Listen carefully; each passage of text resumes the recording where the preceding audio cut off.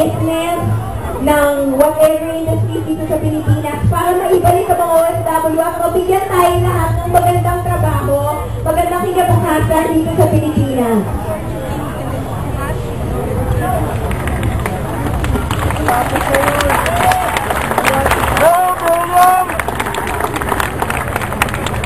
Hindi ko sinasabi na kailangan na natin pauwi ng mga OFW dahil feeling ko maaaring abutin pa ng ilang taon bago umabot dun sa punto na magiging progressive ang Pilipinas at makakapagbigay tayo ng trabaho sa lahat.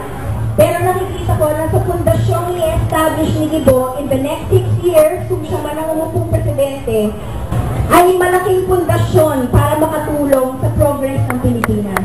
Tama!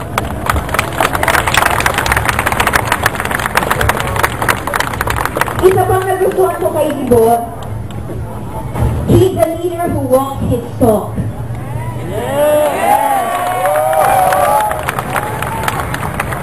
Leader must have great integrity.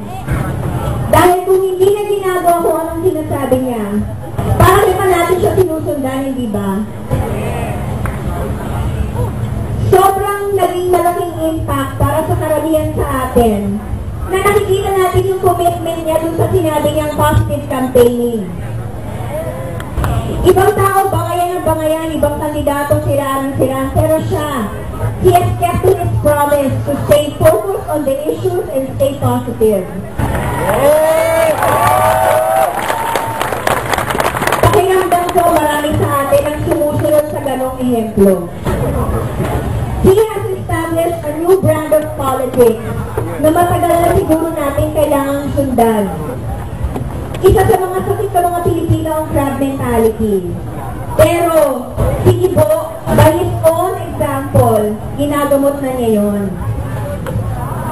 Sana, mas marami pa sa atin ang sumunod sa kanya in all areas of our lives. Dahil, if we stay focused on the positive, that's where we are going. According to Jack Canfield, kilala niyo si Jack Canfield? Si Jack Canfield yung nagsulat ng Chicken Soup for the Soul. Siya rin ang nagsulat. Alam niyo ba yung libro niyon? Chicken Soup for the Soul. Diba it's very inspiring? Meron din siya isa pang libro, The Success Principles, na nabasa ko.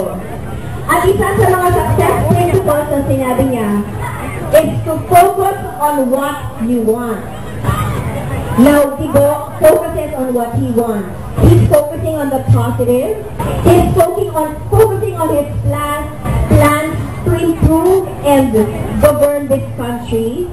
He is focusing on reconciliation and unity, which is what our country needs. Tama na yung siraan, tama nga yung bangayan, tama na yung galit. It's very negative. Walang mangyayari sa atin kung buong bayan ng galit. Mas importante ngayon ang healing. Tatalingan lang ako. Mas importante ngayon ang healing sa bayan natin. Because the short distance from our pen to the ballot is only 6 years.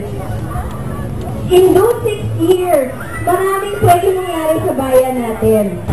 At sana, at mga kaibigan, feeling ko ito na yung once in a lifetime chance natin para makapili ng isang presidente na makakapag-deliver sa atin kung anong kailangan ng bayan.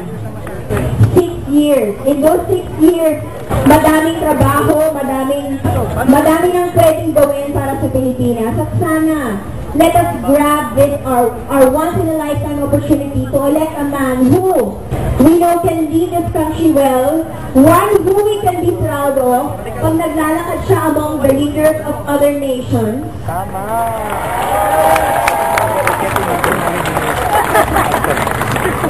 One we know who has a plan that is well-defined, has a timetable, and it's very clear. Hindi yung malabo, very clear plans. Yung taong nakakaalam talaga ang root cause ng issue at merong solusyon para sa problema.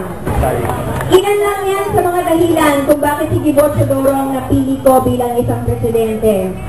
At inaasahan ko na lahat tayo will step up and join in.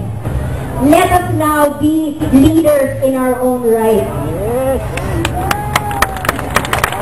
One man cannot just do the job by himself.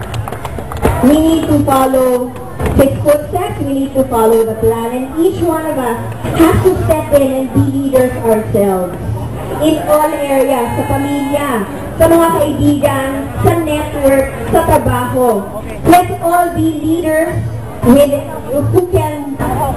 who walk our talk. Let us all be leaders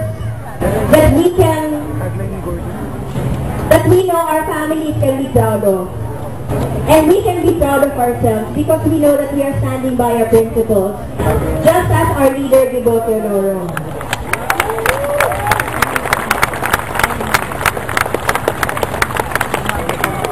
Tayo na mismo ang maglilid ng bayan habang sumusunod tayo kay Gibo, yung mga pamilya natin, mga kaibigan, tayo na mismo.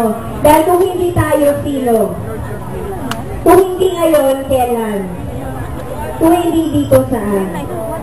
Ngayon na ang panahon. Sulong, mga kabayan! Sulong, Gibo!